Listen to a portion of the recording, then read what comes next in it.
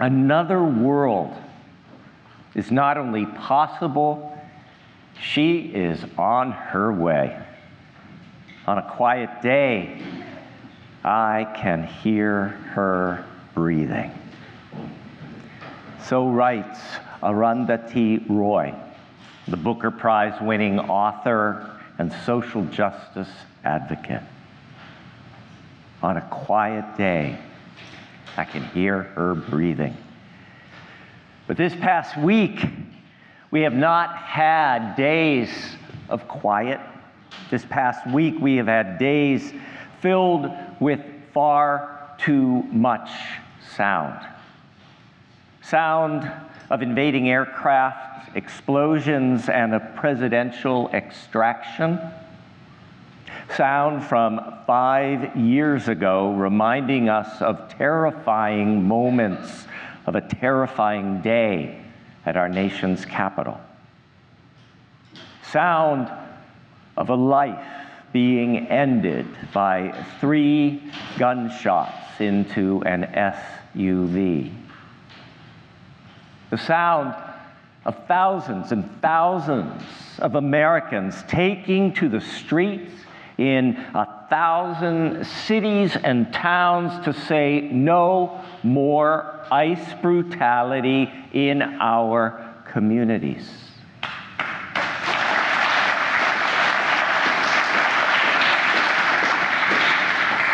So much has happened in the last 8 days. So much has caused us to question, is another world even possible?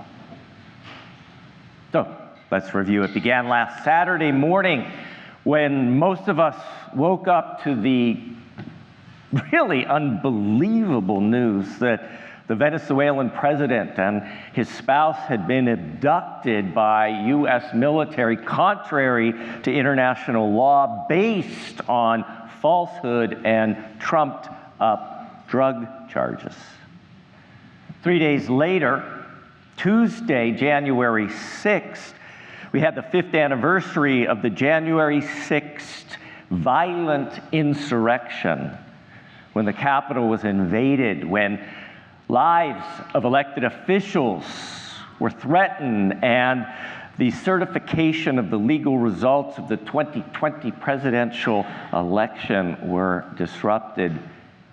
And then we had to sit through Tuesday, 5 years later, listening to the lies and the revision of history that poured out of Washington, including a refusal to display a plaque honoring the police officers who defended the Capitol, 140 of whom were injured. 5 of those officers subsequently died. The next day, Wednesday, January 7th, we watched as Renee Nicole Good, a mother of 3, a Christian, and from all accounts, just a good person who cared about others and cared about those who were being unfairly targeted by ICE. She was shot in a wintry street on a Minneapolis morning, shot by an officer in what now has become our president's private police force, otherwise known as ICE. This killing happened just a mile from the place where police murdered George Floyd almost 6 years ago, reopening wounds in a city and a country that had not even begun to heal. And as we know, it continued the next day, Thursday, January 8th, in that interview with the New York Times where the president stated that he will not be restrained by international laws or anything else for that matter, but will make decisions driven only by his own sense of morality. God help us all.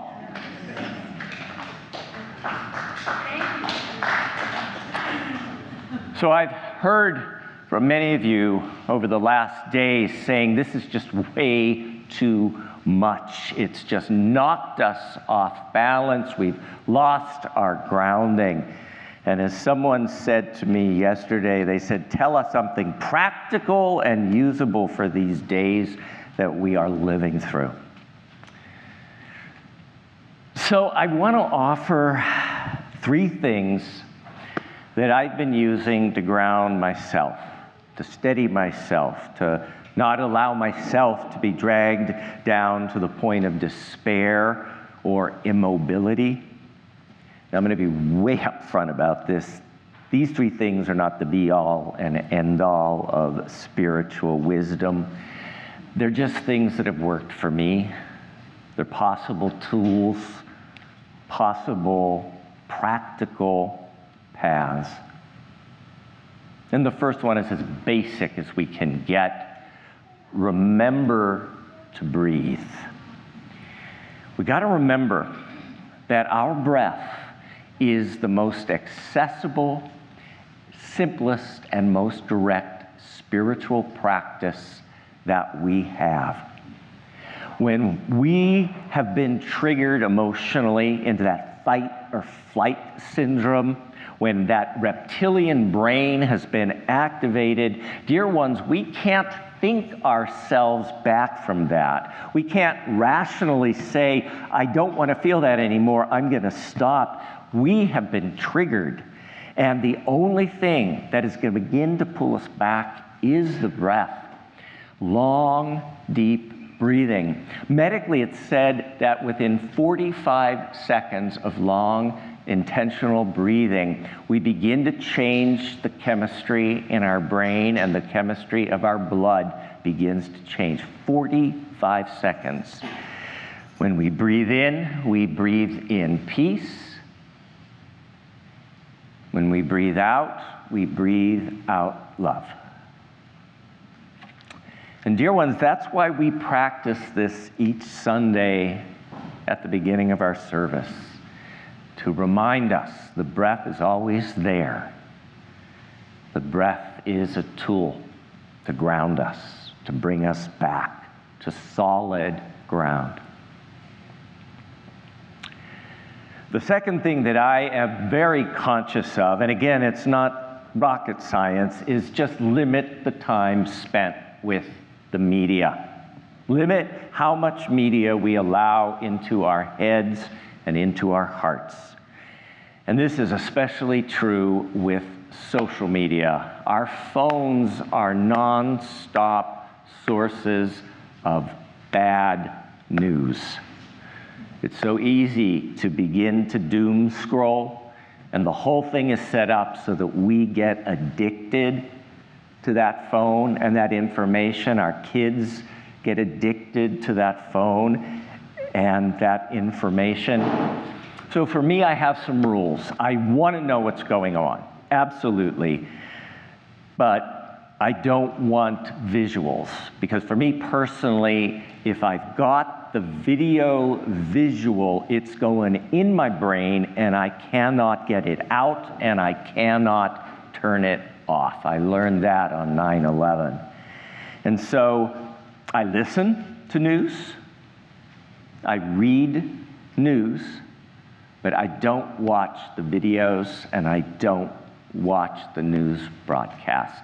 And so I'm not telling you what to do, but I'm saying limit how much you're taking in, and if the visual impacts you in any way, modulate the video visuals. Take a break. Take a walk if you're able to walk.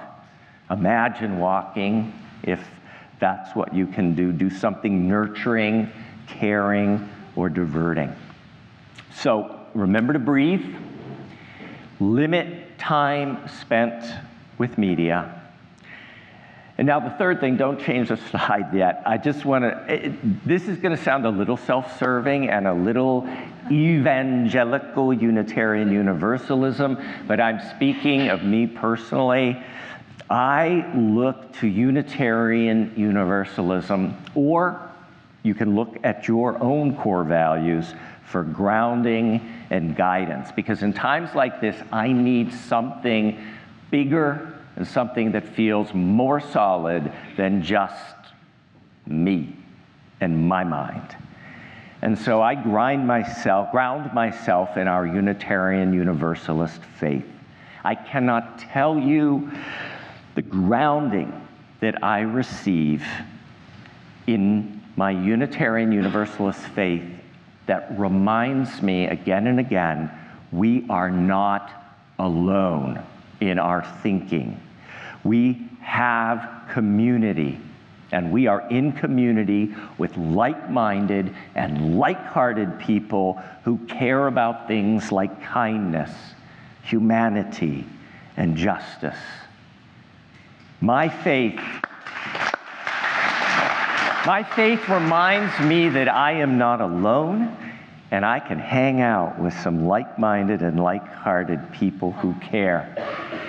And this faith, Unitarian Universalism, reminds me that love is at the center. It can remind us when we're knocked off balance, bring it back. Love has to be at the center. It reminds me I'm not helpless in the face of everything that's occurring. We are not helpless in the face of everything that's happening. My faith reminds me, it reminds us that another world is possible.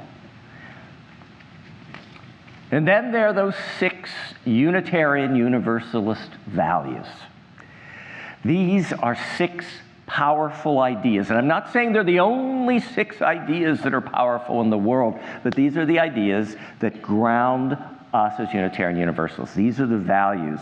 They are 6 powerful aspirations. They are 6 powerful aspirations that can become 6 powerful actions if we choose to make them so. These 6 values, as described by Emily C. Jones, adapted. And the first is interdependence. At times of division and discord, interdependence means we're called back and we remember we are still connected and that we depend on one another. We care for one another. We prioritize and protect the most vulnerable among us, and we care for this earth, for this planet, and we respect the shared web of life. Then there's equity. Equity means we are called to build a world where people get what they need, so that everyone can feel valued and is treated as equals. We strive towards this together in ways that we can. For some of us, it's in small ways. Others of us, it's in big ways. But remember that both small and big ways are necessary ways. Then there's the value of transformation. Transformation means we adapt to a changing world. We're not rigid. We're not planted in the past. It means that we're growing spiritually as we learn new things, as we change, as we deepen and become more fully ourselves individually, but also collectively. As we grow, deepen, or change, we transform ourselves. We transform this Unitarian Universalist faith, and we remember that we're also called to transform the world itself. Another world is possible. That's what transformation says. And then we have pluralism. Pluralism means that we can believe different things. We can have different spiritual beliefs. And we can still learn from one another with respect and curiosity. Pluralism says difference is good. Diversity is a vital strength. Diversity is the key to our collective survival. Never changing. Holding on to sameness day after day after year is a recipe for extinction. And we're seeing that unfold in our world. And then generosity, which is about as basic as we can get. It means that we share what we have in ways that make a real difference in the lives of others. Just one example, a beloved long-term couple in this congregation called me up at the holidays and said, you know, our daughters have everything they need. We're going to take the money we would have spent on their Christmas presents, and we're going to give it to you so that you can give it to somebody who isn't right now as fortunate and needs to pay some bills. Generosity, that's what helps the world go round. And then our sixth value is justice. Justice means we work to dismantle racism and other systems of oppression that harm people and deny them dignity. Justice means we do what needs to be done to become a diverse, multicultural, beloved community where everybody feels welcome and everyone all can thrive. And no administration in Washington can stop us from doing this here at the Unitarian Universalist Church of Fresno, and no administration can stop us in doing this in our lives beyond the congregation. And even if they try to stop us, these values will not disappear from our hearts. These values are greater than any greedy, corrupt, small-minded man in the White House. They're greater than his criminal cronies.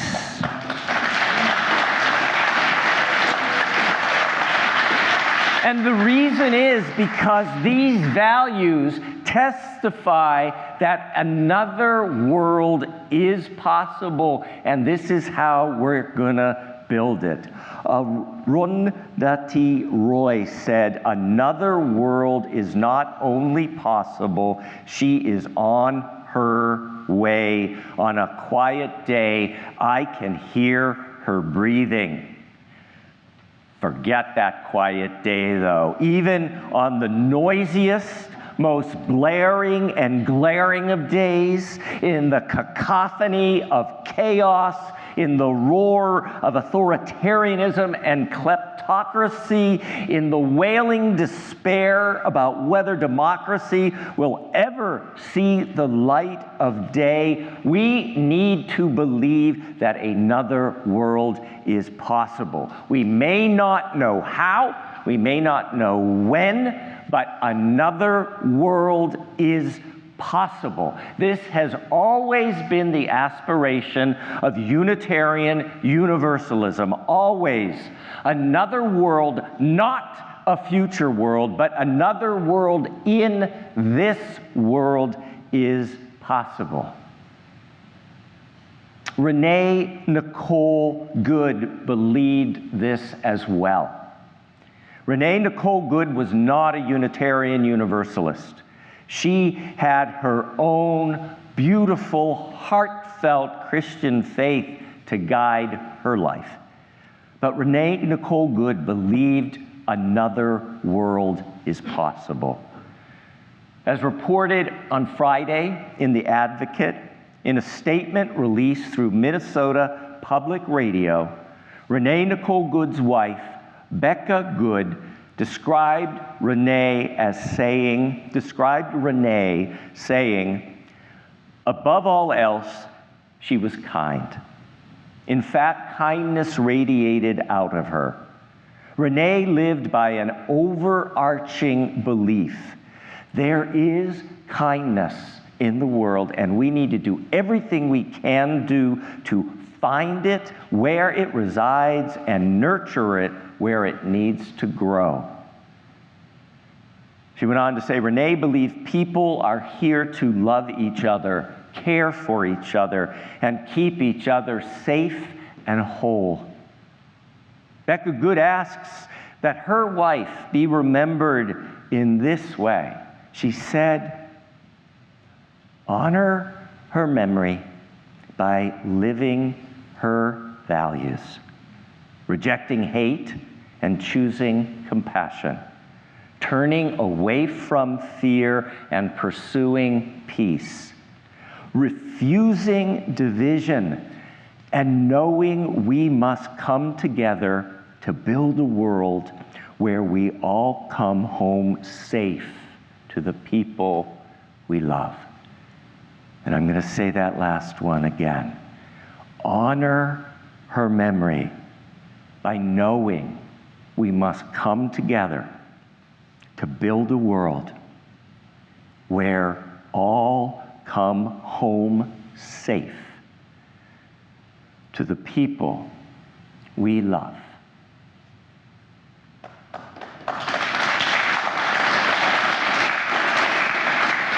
Another world is possible. Would you say that with me? Another world is possible. Again, another world is possible. Now let's say it so they hear us out on Alluvial Ave. Another world is possible. Que así sea, bendito sea. May it be so. Blessed be. Amen. Amen.